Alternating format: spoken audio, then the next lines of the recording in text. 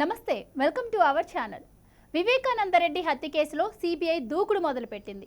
గత ఏడాది అవినాష్ రెడ్డి ముందస్తు బెయిల్ తెచ్చుకున్నప్పటి నుంచి కాస్త నెమ్మదించిన విచారణ తాజాగా ఊపందుకుంటోంది. సిబిఐ ఉన్నతాధికారులపై కేసులు పెట్టి అసలు దర్యాప్తును పక్కదోవ పట్టించడానికి నిందితులు ప్రయత్నిస్తూ ఉన్నారు. దీంతో ఏమాత్రం వెనకాడకూడదు అని సిబిఐ అధికారులు నిర్ణయించుకున్నట్టు సమాచారం. నిందితుల బలం కన్నా తమ తెగింపు మరింత ఎక్కువ అని నిరూపించుకోవాలన్న పట్టుదలతో సిబిఐ ఉన్నట్టు కనిపిస్తోంది. నిందితుల బెయిల్ రద్దు కోసం కోర్టులో సవాలు చేయడానికి సిబిఐకి కొన్ని పరిమితులు ఉన్నాయి.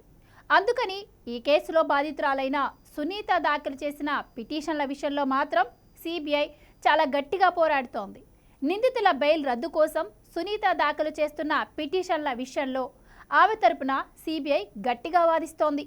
నిందితుడు అయిన కడప ఎంపీ అవినాష్ రెడ్డి బెయిల్ రద్దు చేయాలని సునీతారెడ్డి దాఖలు చేసిన పిటిషన్పై సిబిఐ ఇటీవల కౌంటర్ పిటిషన్ను దాఖలు చేసింది.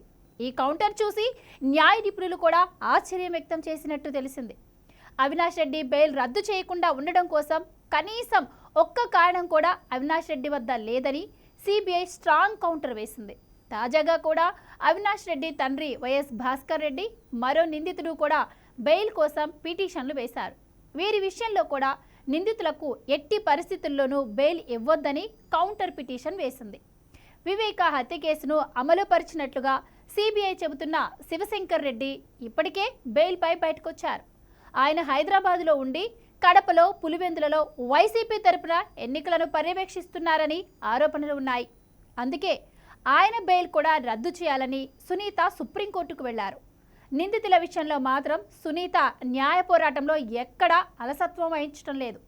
అవినాష్ రెడ్డిని అరెస్టు చేయలేకపోయిన సిబిఐ కోర్టుల్లో మాత్రం తన వాదనల్లో ఎక్కడా వెనుకడుగు వేయడం లేదు అనే విషయం స్పష్టమవుతూ ఉంది.